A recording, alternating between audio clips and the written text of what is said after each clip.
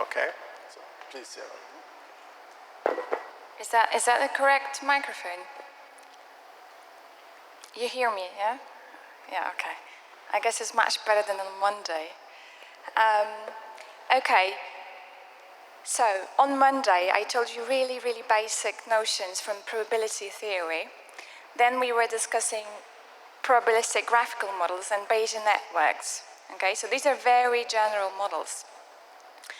And now I'm gonna move over to the topic of Markov chains and hidden Markov models. A lot of you, I'm sure, are already familiar with. So if you're familiar with them, then just treat this as a reminder, because I guess this is going to be useful tomorrow. All right, so let's start with the notion of a Markov chain. So we will define these Markov chains for a set of capital L random variables, and we will be focusing on discrete variables, each of them having k possible values. So for any joint probability distributions, this is written as an observation of these L variables just to save space, okay? So for any joint probability distribution, you have this factorization which follows just directly from the definition of conditional probability. So you have the probability of the last variable. So I'm going to use last variable and previous variables just from the just looking at the indices. Okay, so last variable is for me the variable L, and the previous variables will be the variables from 1 to L minus 1. So from the definition of conditional probability, this factorizes into the conditional probability of the last variable given all previous variables times the probability of these previous variables from x1 to xl minus 1. And now if you use that definition of conditional probability again, but applied it to this joint probability, then this will factorize into these two, into a product of these two probabilities. So now you will have the probability of xl minus 1 given all previous variables times the joint probability of all these previous variables times the term which remained. So if you keep going doing that, what you're going to end up having will be the probability of x1 times the probability, so this one doesn't have any previous ones, right? So times the probability of x2 given the previous variable x1, and so on, right? So x3 given x1 and x2 until x1 given all previous variables. So that's always possible, right?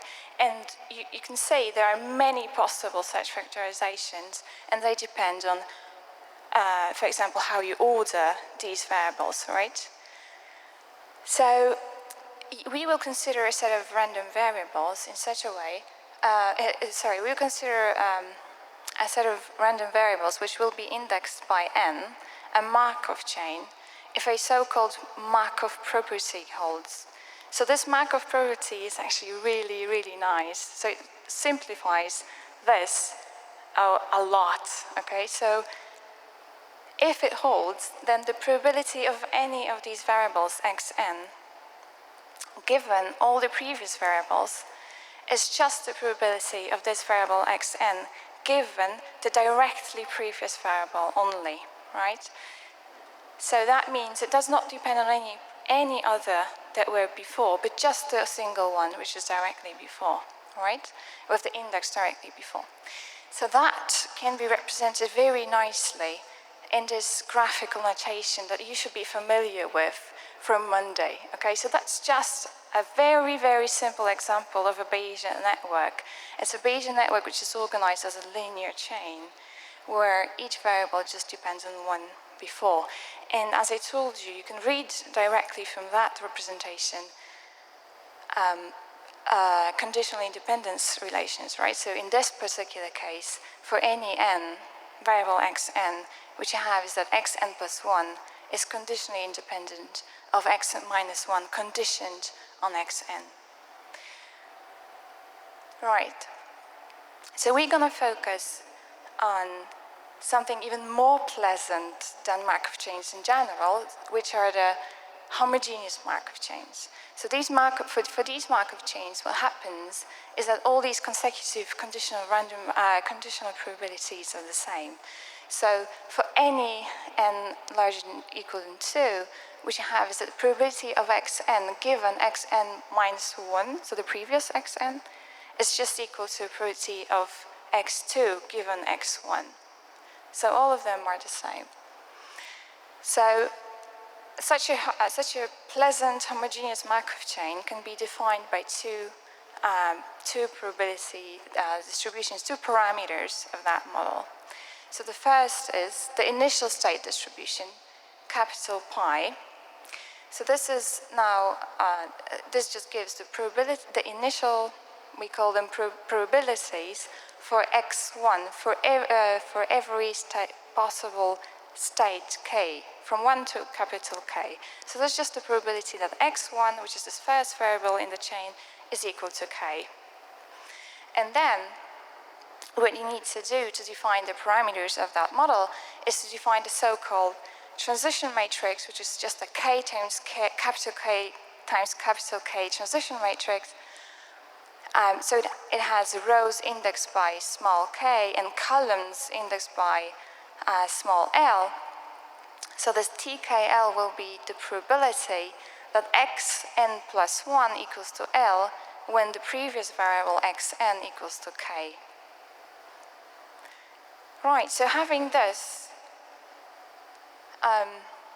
actually, even without knowing the notation for the model parameters, the large pi and t, we can always write this by looking at this graphical representation of the Markov chain, right? So what you see is that the joint probability of all your variables x factorizes into the probability of the first variable in your model times a product of all the conditional probabilities that you have for the consecutive variables. So that's a product over n from n equals 1 to L minus 1, the probability that the xn plus 1 is equal to small xn plus 1, given that the previous variable was xn. So now if you want to nicely show that, express that probability in terms of model parameters, you use this initial distribution large pi x, small x1. That just means the probability that the first variable is equal to small x1 times this product over transition probabilities from the states xn to xn plus 1. Right, so this applies really very well to DNA sequences. So on this DNA, in DNA, just to remind you, you have these 4 nucleotides, A, C, T, G, and you can imagine building a Markov chain model for DNA sequences.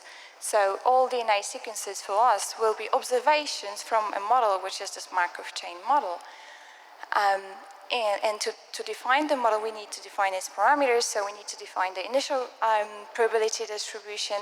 So for us, this will be that, for example, we will say that the probability that we start with letter A is 0.3. And we need to define the transition probabilities. So for every letter, we need to define the probability that we're gonna, in the next position in the DNA sequence, we will see another letter, right? So for example, the probability now of a given DNA sequence under that model will be the product of this 0.3, the initial probability of the first letter times the transition probabilities that we need to take into account. So for example, the transition from A to C, that's 0.1, and that's in this matrix, right, as it is written here. So this sequence now corresponds to moving around in this Markov chain. Sorry. So now if you consider having more than one observation, now we had one observation from that Markov chain, right? If you consider having capital N observations of a Markov chain, you consider them independent observations. To compute the probability of your data under the model, which just means to compute the likelihood of these parameters, what you need to do is to just multiply over these different capital N observations. So what you're going to get having will be exactly the same probability as I showed you for one sequence before, and that's just being multiplied n times for the n different observations, right? Okay, but now if you look at that, what you can do, you can represent that very nicely as a product over k, over all small k's in the state space of each of the random variables. So that's a product over k, large pi k to the power nk, times a product over all pairs of states, the transition matrix KL to the power nkl. So what are these nk and nkl? The nk will be the number of times a chain started in state k. So that can possibly, for example, be 0, then you just multiply by 1. And nkl will be the number of k to L transitions in the Markov chain. So that's, I'm just now trying to write probabilities nicer and nicer. Okay, and just for completeness, there are two things that I want to tell you about Markov chains, and then we're going to switch to something even more exciting, which is the hidden Markov chains. So for these Markov chains, what we have are so-called Chapman Kolmogorov equations for homogeneous Markov chains. So now we're going to introduce a new notion that's going to be a transition probability, but not in one step, but in n steps, small n steps, okay? So the probability to jump over n variables in this chain.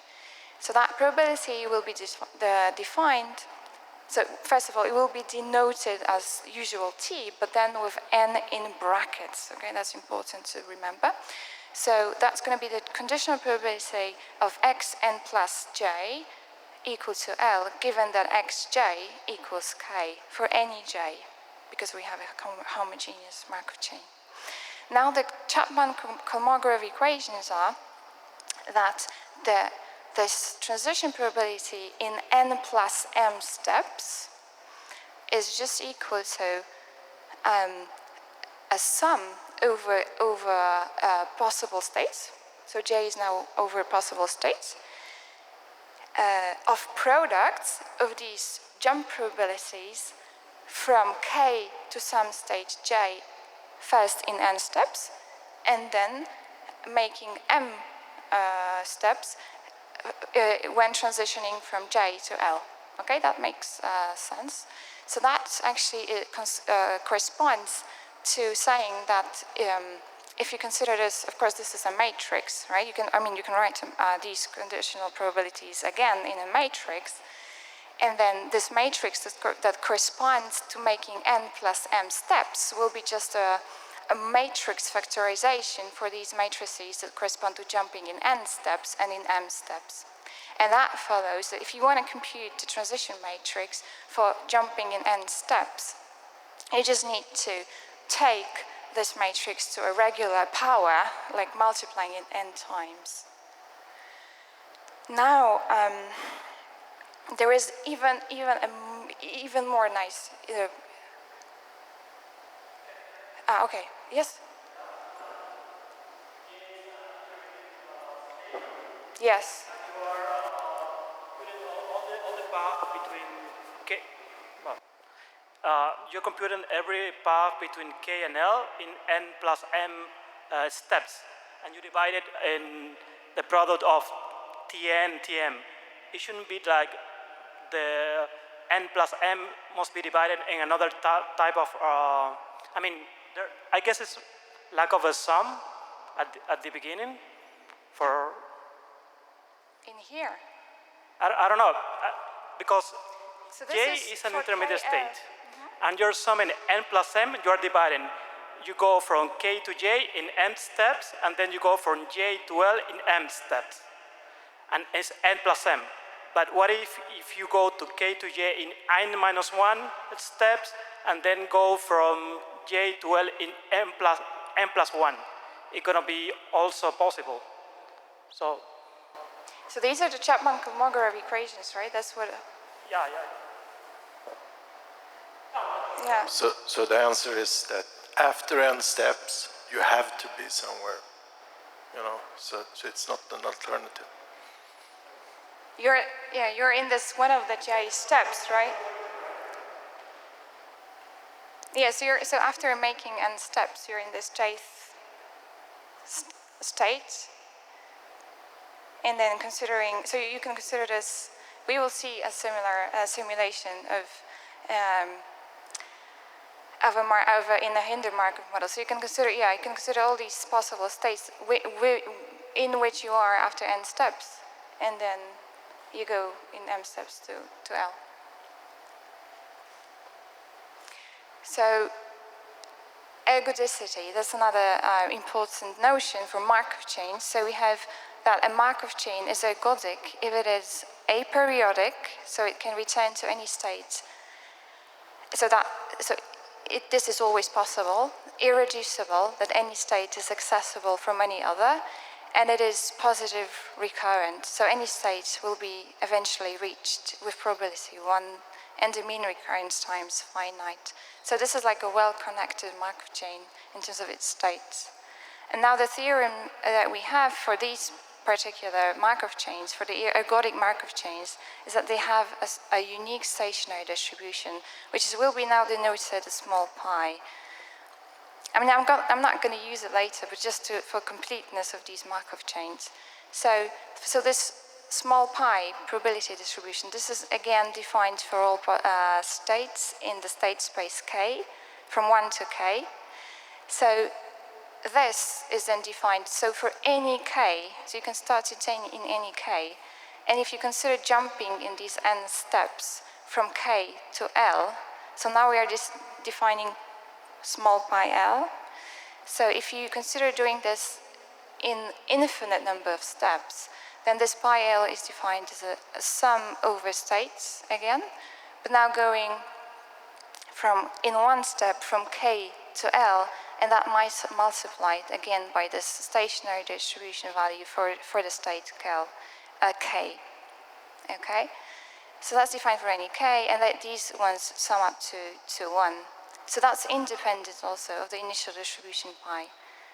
And if you think about it again, so this will now lead you to putting this in matrix notation such that so like a row vector transpose of pi is equal to transpose of pi times the transition matrix. So it's a so-called left eigenvector of the transition matrix with eigenvalue 1.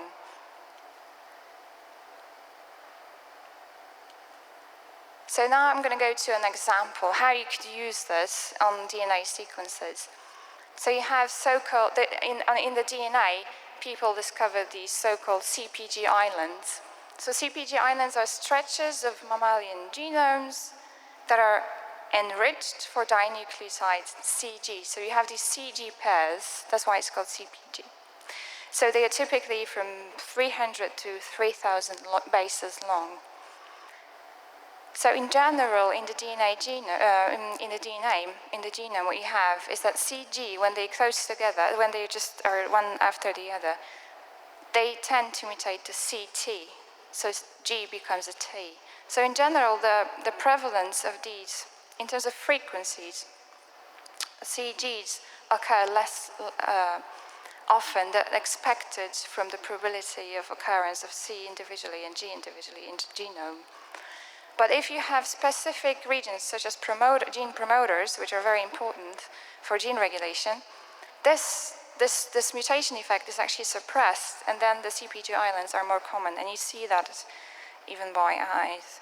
But what you want to have, instead of looking at it by eye, is to be able to tell which of the stretches of the DNA are these CpG islands. So you want to make an annotation across the genome and say, okay, these are pluses and these are minuses. So to do that, one way to do that is to construct two alternative Markov chains, so two alternative models which will have different parameters.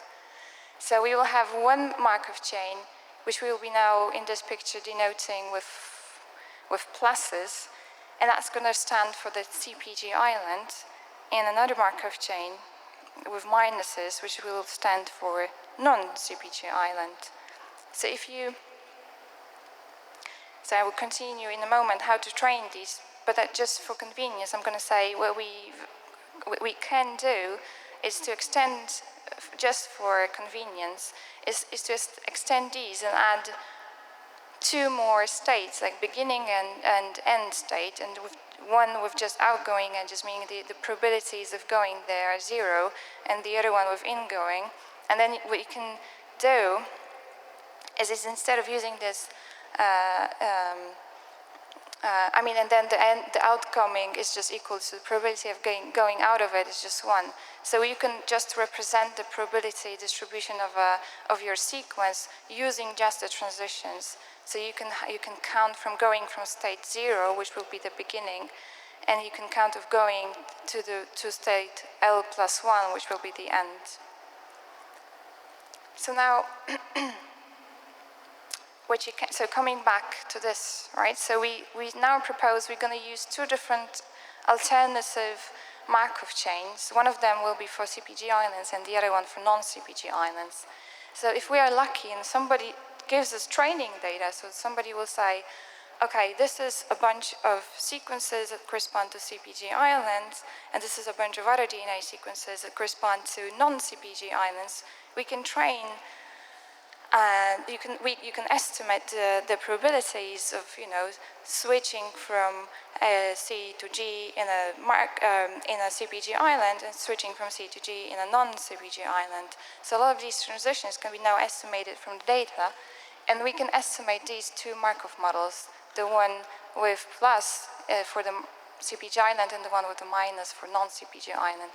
And now what you can do to compare these models across sequences is to now to compute these so-called log odds scores. So this is just a log of the product over the positions in the sequence.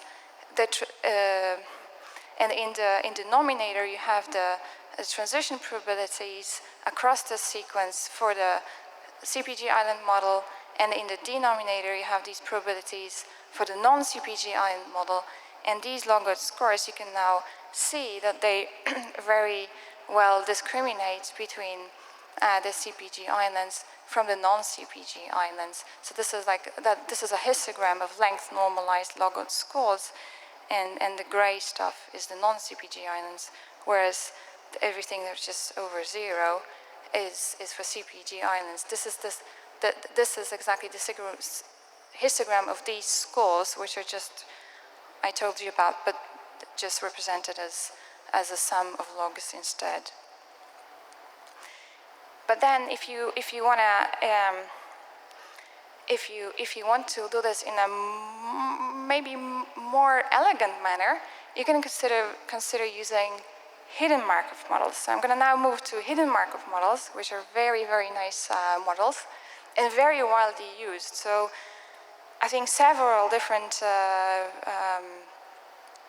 talks yesterday and the day before have mentioned using HMMs. So that's very, very common model when working with DNA, with genomic sequences in general. So now, so this model consists of two parts, so to say. So the first part is so you actually cannot see a very important thing that I have on my slide. So all of these nodes here are grayed out on my slides, but you cannot see it. So if you, in these graphical representations of graphical models, if the nodes are gray, then it means we can observe them. If they are white, it means they're unobservable, they are hidden from measurements. So this hidden Markov models they have one layer here, which is just a model that you are just now familiar with, a homogeneous Markov chain. So the hidden variables may make this homogeneous Markov chain. And for example, the states of these hidden variables could correspond to pluses or minuses for the CPG islands on your DNA sequence, the stuff that you don't know about and you want to learn. And then, so there are arrows going from, Zn to Zn plus 1. But then there are also arrows going to additional layer of variables, which are here denoted X, which are observable, and they are these letters that you see, these nucleotides that you see in the DNA sequence. So we say that they result from the hidden states emitting some symbols. So as usual, in such a graphical model, you can read of these conditional independencies relations. So here, as it was before, Zn plus 1 is conditionally independent of Zn minus 1 given Zn. But then also Xn, any X2 is then conditionally independent of X3 given Z2, and then for any of them. So, as I already indicated, so the stuff that you observe, so these variables that are emitted, for them we say that their values are called symbols, and the hidden values for the hidden variables are called states. And now, so as it was for the Markov chains, to define that model, you need initial state probabilities for the first variable Z1. That will be denoted with capital Pi. You need transition probabilities, so that's again a matrix. So you're going to go in one step from some state K to some other state L. But then you also add on top of this the emission probabilities. So the probability that variable xn, which you observe, is equal to small x, given the probability that the corresponding variable zn is equal k. So if you want to compute or express joint probability in that model, this again factorizes in a really, really pleasant manner. So if you consider joint probability over all these variables that you have here, x and z, then you just need to, then this factorizes nicely into the probability of z1, and then a product over our indices of the variables n equal 1 to capital A, and then these products of the conditional probabilities. So you need the probability that you emitted xn from zn, and that you switched from zn to zn plus 1. But that you can express in model parameters just using the initial distribution for zn, for z1, and you need to use in the product the emission probabilities and the transition probabilities. So here I use transition probability for all n from 1 to L. So if you consider n equal L, you will get a transition probability from Z capital L to Z capital L plus 1, which does not exist in our model. So I somehow multiplied by an outgoing edge here to a non-existing variable. So we just use this for convenience, and we say that this is equal to 1. You can also get rid of the initial distribution again by having like an artificial additional Z0, which you just set to 0, and you have this transition probability from 0 to Z1 as representing the initial distribution, and keeping for the last variable equal to 1. Right. So now we can be interested. So there are several interesting things we can compute in these hidden Markov models. One is so-called the state path. So, yeah, as in this, you in this model you observe something. These are your symbols, the x's, but you might be interested in the instantiation of these hidden variables, right? That's so-called, annotation or a state path. So we will call now small z, which represents the values, possible values, small z's for the hidden variable z, and that's called the state path. And if you think about it, since you have capital L of these z variables, there are k to the power of L, so exponentially many possible paths. So where k is this number of possible hidden states for each of your hidden variables. So different state path may emit, according to all these probabilities, the same sequence of symbols, right? But with different probabilities. So some of the state paths will be more likely and some of them will be less likely. So a problem which is called decoding is that if we have the parameters of the hidden Markov model given, the decoding problem is to find the most probable state path, which we will denote z star, for a given observation small x. So the small z star will be such an argument z, which maximizes this probability, joint probability, large X equal to values small x, and large Z equal to the values small z. How much time do I have?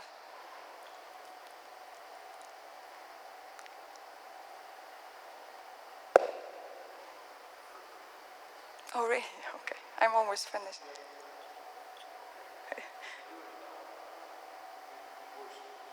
Yeah, sorry. Okay, so that's solved using so-called Viterbi algorithm. So that's actually, I'm going to show you that in a second. So that's a dynamic programming algorithm, and that runs in O.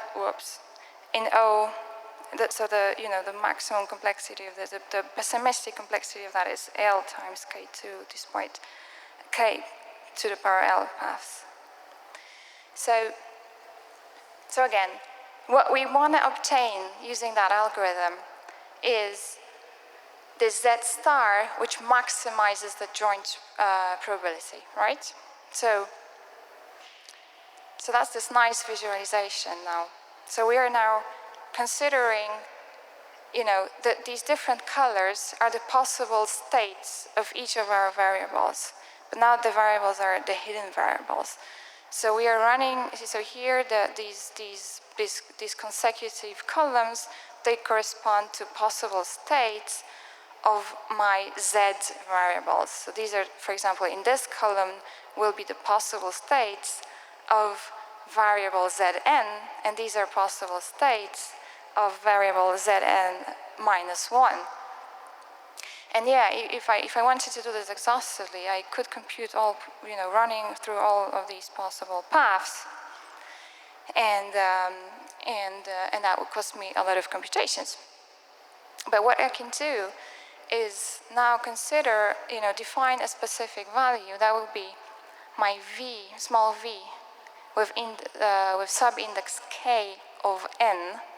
That will be the probability of this state path Z star being in state k. So with observation xn. So for the variable Zn, this is a probability that Z star has a value k when emitting xn, okay? Sorry.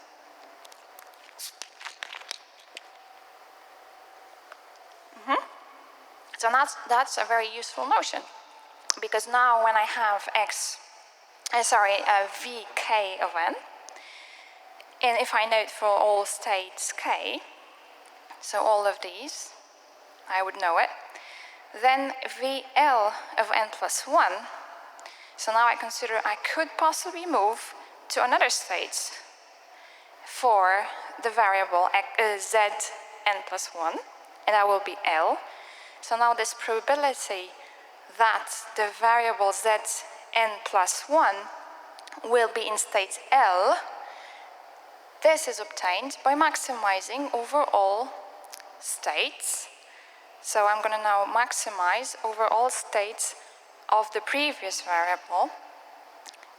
So what I'm saying is that this probability, right, because what we wanted to have was something that maximizes the joint probability. So that must be the emission probability from state, right? So this I always have to take into account.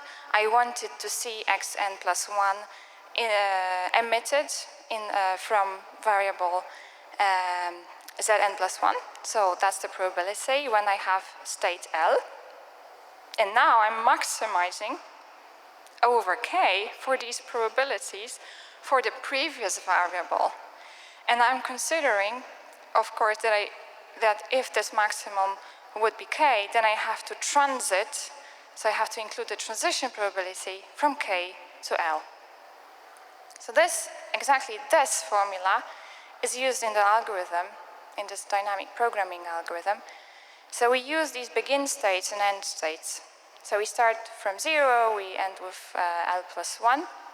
So for 0, we just initiate, okay, this very important notion, V, this probability with 1 for value 0 and for all other values to 0.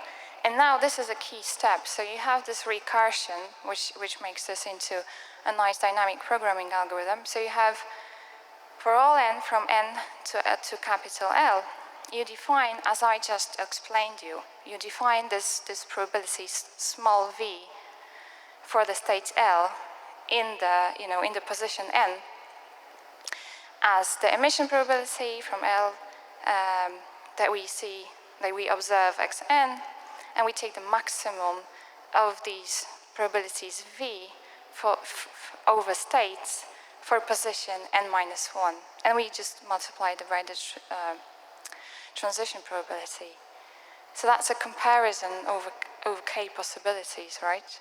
You need to compute this maximum. And then the trick is to remember in a pointer, okay, just remembering for position n and for state L, this particular value. So now this is going to be this state in which we were that gave this maximum. So from this, we will be then later to trace back, as we do here, the actual values of Z star. And if you want to, assume an end state in L plus 1, you have this joint probability computed, and that's just the maximum over k for capital A. And you compute the ZL star, and then you can trace back from this point, you start tracing back the actual values of Z star. So that's very useful, and that's actually implemented in 2 other algorithms which are also used for HMMs, so-called forward and backward algorithms, which I'm not going to discuss.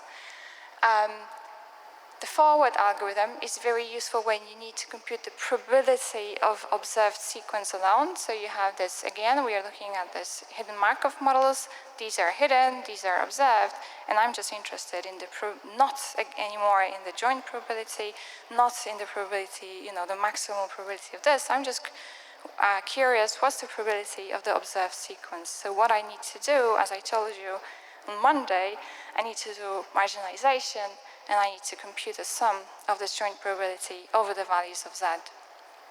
So that's again a seemingly difficult problem, because I need to compute a sum over k to the power of L possible paths. But that is done using a very similar algorithm to the Viterbi algorithm, which is now called the forward algorithm. But it just uses a very similar principle. Another task that you can do is to compute so-called posterior state probabilities. So we here want to compute the posterior probability of each single state. So I'm interested now, what is the probability that my variable Zn will be equal to k, will have some state k, given all my observations.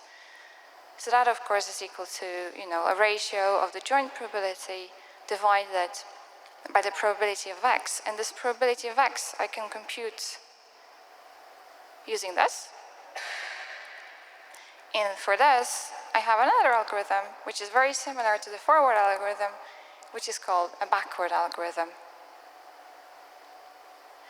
So this, exactly this, is used for posterior decoding of CPG islands.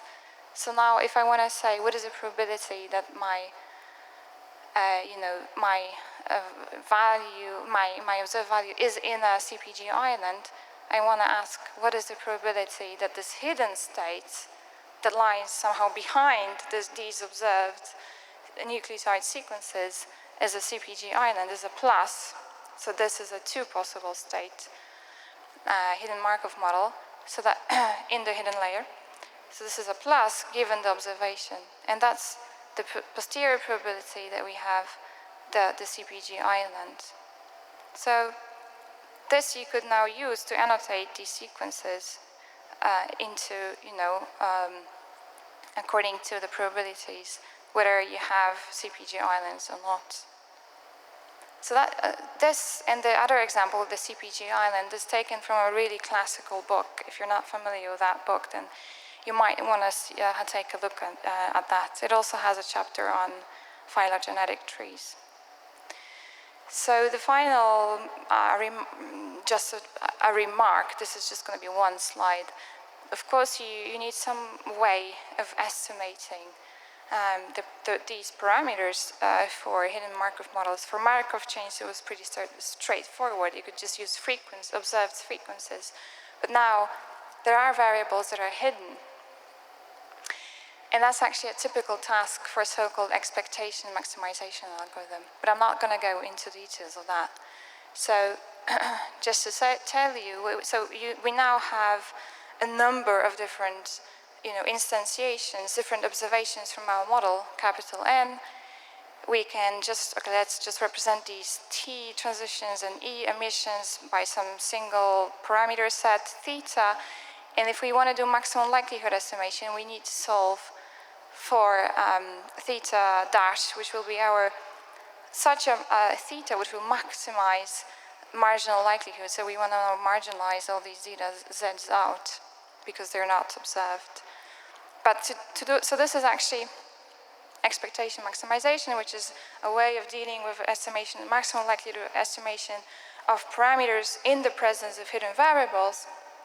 But this very general algorithm, which applies to a lot of different models, has its own name for HMMs, and it's called the so-called the Baum-Welsh algorithm.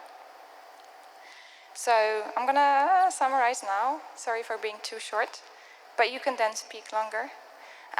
So that's so again, the Markov chains, these very simple models, they can model temporal or spatial, like linear dependencies. So you have these conditional probabilities of one variable after another. HMMs, so hidden Markov models, consist of a hidden state space of a Markov chain structure emitting observable symbols. So you have a hidden layer and an observable layer. They are frequently used for genome annotations, for CPG islands, for gene finding, for copy number finding, as we have observed, as we have heard on one of the talks. For HMMs, you have very efficient algorithms for computing probabilities of interest or instantiations of interest. You can compute the most probable state path with the Viterbi algorithm. You can compute the probability of observed sequence for the forward algorithm, so the likelihood. You have the backward algorithm that computes the posterior for hidden states, and now you can perform parameter estimation using the Baum-Welsh algorithm. So this is reading for this lecture. As I said, this classical book, yet again, reviewed by Nico.